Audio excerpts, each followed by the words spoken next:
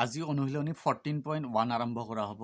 ইয়াৰে question number 1ত কি কৈছে চোৱা, তোমাৰ দৈনন্দিন জীৱনৰ পৰা পাব পৰা তথ্যৰ 5টা উদাহৰণ আগবঢ়োৱা। ইয়াতে তথ্য বুলি ক'লে ধৰি লোৱা হ'ল তোমাৰ মানে বিদ্যালয়ত কিমানজন ছাত্ৰ ছাত্ৰী আছে, বা তোমাৰ বিদ্যালয়ত কিমানজন শিক্ষক আছে, বা বেঞ্চ আছে, টেবিল আছে, এইবিলাক হৈছে একোটা তথ্য। ঠিক আছে, ইয়াতে 5টা লিখিব দিছে, ইয়াতে 5টা লিখি দিলে হৈ গ'ল। ঠিক আছে, মই তোমালোকক 5টা লিখি দিছোঁ। তোমাৰ ইচ্ছামতে তোমালোকে লিখিব পাৰা। মই ইয়াতে মোৰ ইচ্ছামতে মই 5টা লিখিছোঁ।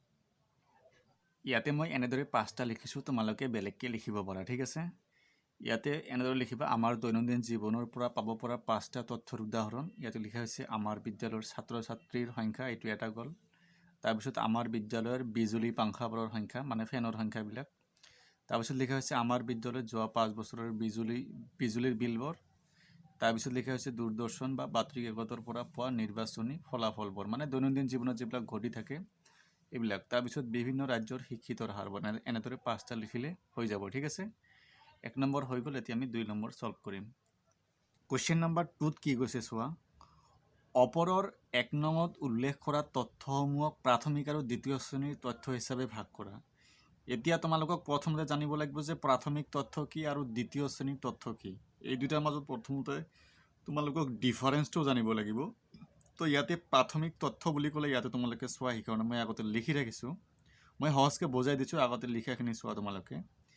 যেতিয়া অনুসন্ধানকাৰীয়ে মনত এটা নিৰ্দিষ্ট লক্ষ্য লৈ নিজে তথ্যবোৰ আহৰণ কৰে, তেনেবোৰ তথ্যক কোৱা হয় প্ৰাথমিক তথ্য।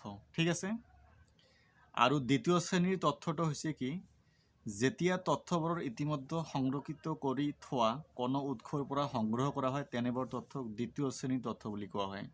তোমালোকে কিবা ধৰিব পাৰিছানে?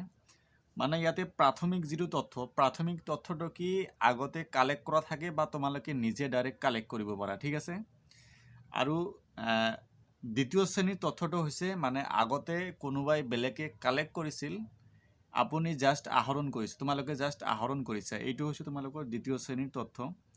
ইয়াতে প্ৰাথমিক তথ্য বুলি ক'লে ধৰি লোৱা হ'ল তোমালোকে জানা যে তোমালোকৰ স্কুলত কিমানজন বা তোমালোকৰ ক্লাছত কিমানজন ছাত্ৰ ছাত্ৰী আছে, তোমালোকে এইটো নিজে কালেক্ট কৰিব পাৰা যে 25 জন আছে বা 30 জন তোমালোকৰ ক্লাছত ছাত্ৰ ছাত্ৰী আছে। এইটো হ'ব তোমালোকৰ প্ৰাথমিক তথ্য। ঠিক আছে, আৰু দ্বিতীয় শ্ৰেণীৰ তথ্যটো হৈছে ধৰি লোৱা হ'ল কি, তোমালোকে যে নিউজবিলাক চোৱা, নিউজবিলাক কি বেলেগে কালেক্ট কৰে, তাৰপিছত তোমালোকে চাব পাৰা, আহৰণ কৰিব পাৰা, মানে শুনি বেলেগক ক'ব পাৰা। কিন্তু নিউজবিলাক কালেক্ট কৰে কি বেলেগৰ দ্বাৰা কালেক্ট কৰা হয়।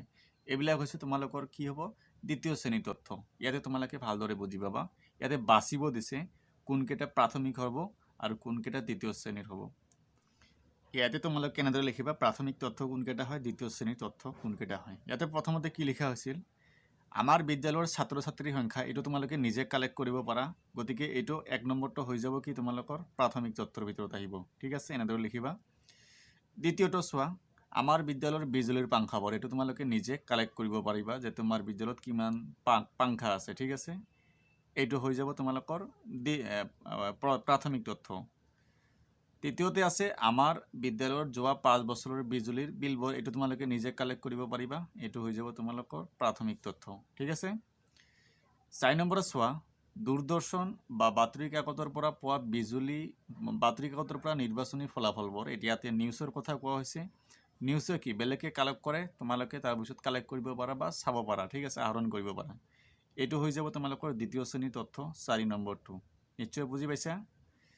5 নম্বৰত কৈছে বিভিন্ন ৰাজ্যৰ শিক্ষিতৰ হাৰ, এইটো বেলেগে কালেক্ট কৰে, চেঞ্চাছৰ দ্বাৰা এইবিলাক কালেক্ট কৰা হয়। এইটো হৈ যাব তোমালোকৰ দ্বিতীয় শ্ৰেণীৰ তথ্য। ঠিক আছে, এনেদৰে তোমালোকে লিখিলে হৈ যাব। 14.1 ইয়াতে ছল্ভ হৈ গ'ল, এইবিলাক তোমালোকে উঠাই ল'বা।